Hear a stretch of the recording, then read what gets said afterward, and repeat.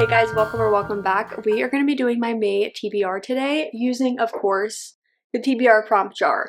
We are getting to the last little bit of prompts. There's still a good amount. I feel like we have a couple months left, but she is slowly dwindling. I try my best to get rid of the prompts that we use so we don't have repeats. But before we get started with new books, we need to go through all the books I wanted to read in April and see if I did that.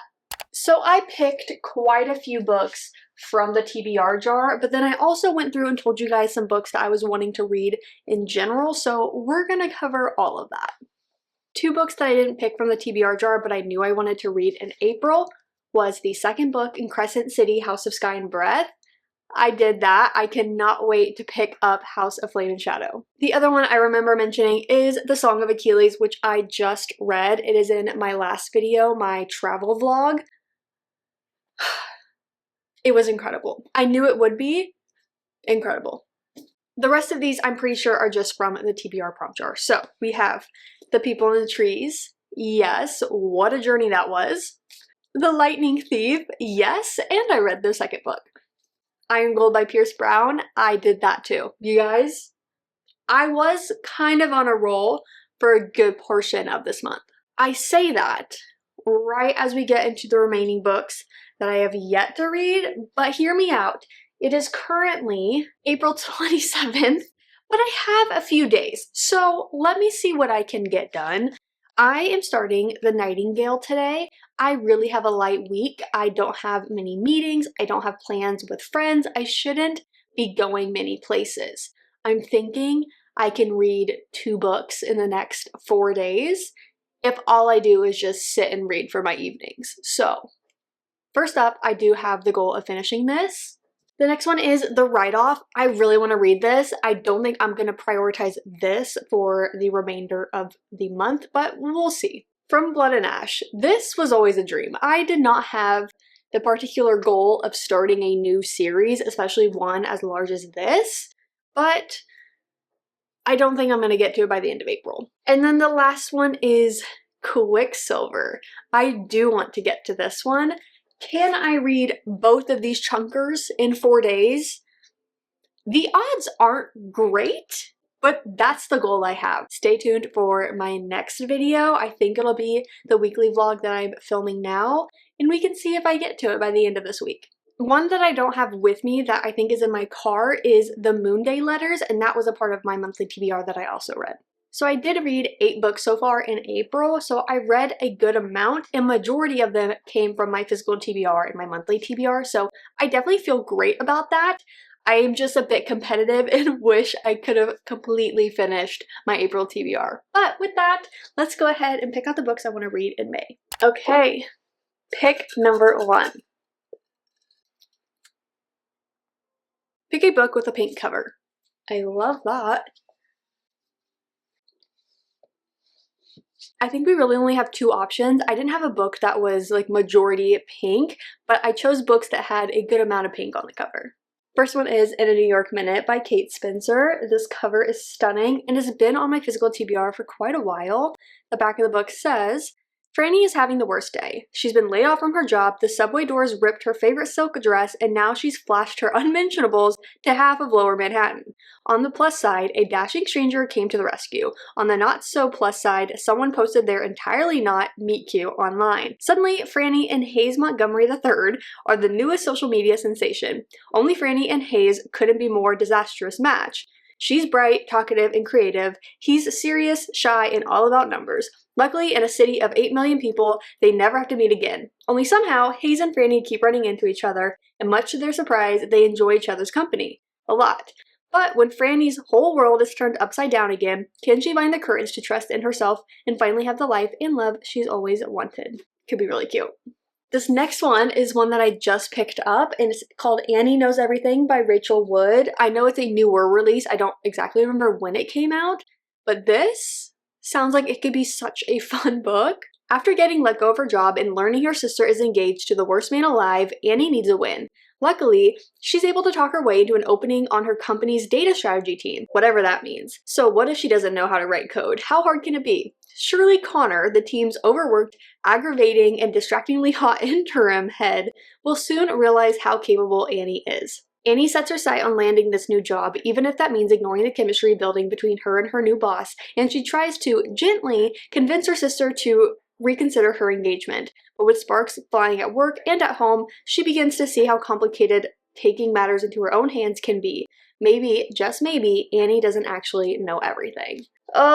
These both sound so good. I just got this one and I really, really, really want to read it. So I think I'm gonna lean towards this. But if I read this and want more, I could definitely see myself picking this one up. Okay, next book. Finish a duology. Lovely premise, but I don't know that I can. Because I'm primarily focused on my physical TBR for these videos, I don't have a book on here that would be finishing a duology, so we're gonna have to put that one back. Pick a book with a yellow cover. Basically, each of the color of these that I had, I wrote that for the corresponding one, so that makes sense. I feel like I could make a couple options here, but this is definitely the best one I have, and I've been dying to read this for probably 6 months at this point. It says, sure, I'll join your cult. If you know me, I love a cult. I do. I love learning about them from nonfiction to fiction. It's so fascinating to me. This is a nonfiction that is so intriguing, but it's a memoir on mental illness and the quest to belong anywhere, and just that overall premise that a lot of people end up joining cults because they just have this sense of like belonging and community that they are seeking, and oftentimes you get that from those situations, and then all of a sudden you're in too deep and you don't really recognize what you just joined. So I'm excited to read this one. Okay, book number 3. A book you know nothing about. That's gotta be on here, because I love picking out books in the moment that I've like never heard of, but then I don't remember the synopsis like in a few months.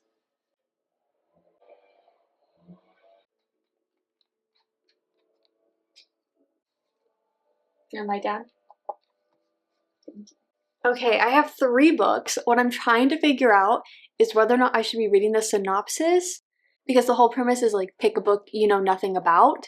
So I have Spellcaster. This is a ARC edition, but it's been out since September. It's short. That could really benefit me. I feel like I've been choosing such long books. Then I have Ruin of Stars. I have 0 idea what that's about. Okay, and then the last one is An Embroidery of Souls. This sounds really fascinating. It kind of reminds me of Belladonna, like that trilogy with fate and everything. Leaning towards one of these. I know I have the audiobook for this, so I think I'm gonna lean towards this one, because then I don't have to think about finding it for this guy. Let's just go with that, and then I'm not gonna read the synopsis. We're gonna go in blind, and that will be a fun time. We have a helper. Okay, we have book number 4, bud. Keep choosing the yellow ones. A book you've been putting off. Arguably, I could put The Nightingale right back on this. Okay, but there's definitely books out here. I just don't know if I want to choose one that's necessarily a series or a standalone if I can. I'm like trying to navigate this, because what the heck? I'm like trying to get to my shelves, but he's lying down with his paw on me. What am I supposed to do? I have my books, and Milo is completely sprawled out, so bear with me as I navigate all of this. But I chose 3 books, and basically I've been procrastinating them for different reasons. First up, we have For the Thrill of It All. I really want to read this. Guys, I really want to read it. I just have to be in the mood for something that's like physical only. And sometimes I have it where I want to read like 4 of those back to back. Other times it can be like 6 months that I like can't fathom the energy to read a physical only book. I've just struggled with that, but I really, really, really want to pick it up because I know so many people love it. Next up is Mistborn. I've really wanted to read this.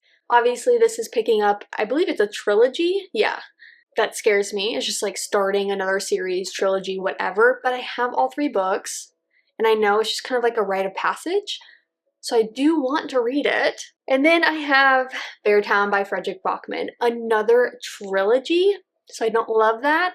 I've put off this for emotional reasons, just being in the right headspace for something like this, and the awareness that by the end of the trilogy, people don't love it as much. Like, they love this book, but then as it progresses, they don't love it as much. So that's made me a little hesitant to read it. So for that reason, I think I'm gonna read this one because this is just like all over excitement. It's just my own physical reading that hinders me picking this up, but like nothing to do with like the content of the book. So I think I'm gonna add this to the TBR.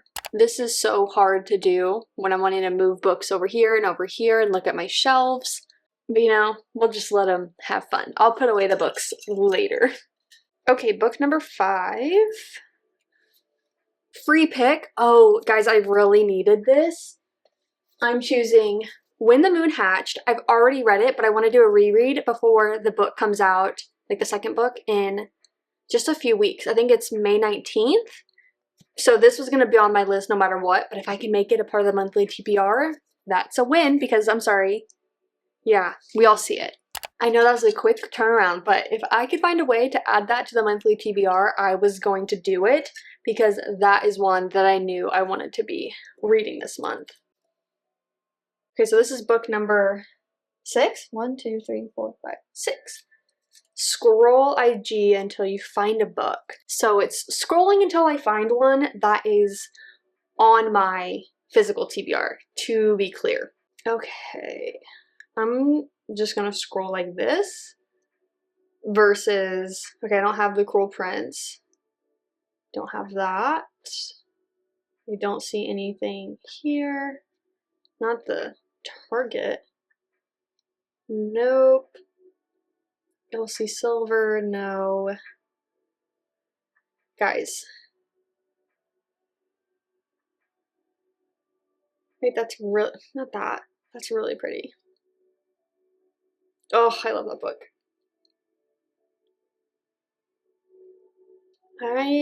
I can do this. Glow of the Everflame. Oh wait, that's the second one. But I have Spark of the Everflame. So in my head, it's kind of like choosing just the first book in that series. Homegirl Rossi with a win. Okay, I have been dying to read this. It's just intimidating knowing how huge this series is. Like, this isn't that bad. I mean, long book, big in that sense. But like, the next books are like double, triple size. So that's a bit more intimidating. But we're going to go ahead and add this. The synopsis is actually not that long. It says, in a mortal world colonized by the gods and ruled over by the Descended, their cruel magic-wielding offspring, Diem Balator, yearns to escape the insular life of her poor village. Her mother's sudden disappearance and the discovery of a dangerous secret about her past offer Diem an unexpected opportunity to enter the dark world of Descended royalty and unlock the web of mysteries her mother left behind. With the dying king's handsome, mysterious heir watching her every move in a ruthless rebel alliance, recruiting her to join the growing civil war, Diem will have to navigate the unwritten rules of love, power, and politics in order to save her family and all of mortal kind. I love a good series that has depth, politics, all of that. Like, I want more than, like, I love fantasy with romance, but if it has less romance, I'm okay. Like, I don't need it to be like this 50-50 romantasy vibe. So I don't know what this is going to offer, but I love like a huge series that offers so much depth into the world and politics and overall plot. So I'm optimistic. Okay, we only have 2 more books to pick. A thriller. Oh, this is perfect. I know exactly which one I want to. I'm looking if it's over here or It Should Have Been You by Andrea Mara. I just got this with my Aardvark box. You can use code JC to get your first book for $4 and free shipping. But this sounded so good. It says, your neighbors have secrets. How far would they go to keep them? You press send and your message disappears. Full of secrets about your neighbors. It's meant for your two sisters, but it doesn't reach them. It goes to the entire local community WhatsApp group instead. As rumor spreads like wildfire through the picture-perfect neighborhood, you convince yourself that people will move on and that this will quickly be forgotten. But then you receive the first death threat. The next day you learn a woman has been murdered, and what's even more chilling is that she had the same address as you. 26 Oak Park, but in a different part of town. Did the killer get the wrong house? It won't be long before you find out. Yes. Yes. Okay, our last book. Pick a buddy read. I think Riley talked about buddy reading a book. Let me see if I can figure out which one it was. I think it was Thistle Marsh by Moria Corrigan. I think she has the ebook, and when I'd posted about getting it, she was like, oh, buddy read, like I have this.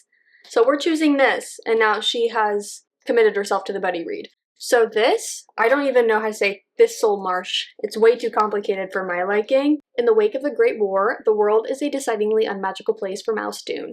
She once dreamed of becoming a fairy anthropologist, but with one telegram, her world shattered. At the Battle of Somme, her cousin's body disappeared into the mud and her brother was left with shell shock. It was time, she knew, to put aside childish dreams. When Mouse receives news that her uncle has left her the fairy-blessed Thistle Marsh Hall, just like a tongue twister, a dilapidated manor in the English countryside, she must leave her brother's side and return to her childhood home to claim her birthright. But there's a catch in her uncle's offer. If Mouse does not rehabilitate the crumbling house in 1 month's time, that's a crazy timeline, she will forfeit her inheritance and any hope of caring for her brother. It quickly becomes clear it's impossible to repair the manor in the allotted time until a mysterious fairy appears with a proposition. He offers to restore Thistlemarsh for a price. Mouse knows better than to trust a fairy, especially one so insufferably handsome and arrogant, but she is out of options. There are dark and magical forces at work in the house, and Mouse must confront the ghosts of her past and secrets of her heart, or lose Thistlemarsh and herself in the process. It sounds very fun, I'm not gonna lie. So I think this is definitely the book to choose. There's only one other book that I definitely want to read in May, and that is House of Flame and Shadow, because that is the third book out in Crescent City. I want to catch up with that before I start my rereads of Throne of Glass and ACOTAR leading up to October. So that's kind of just another one on my radar. With all the books chosen, let's do a rapid fire recap. We have Annie Knows It All by Rachel Wood, For the Thrill of It All by my friend Elle, Spellcaster by Jamin Eve, and then we have Sure I'll Join Your Cult by Maria Bamford. We have my massive reread of When the Moon Hatched by Sarah A. Parker ahead of The Ballad of Falling Dragons coming out May 19th. We have the buddy read Thistlemarsh by Maria Corrigan.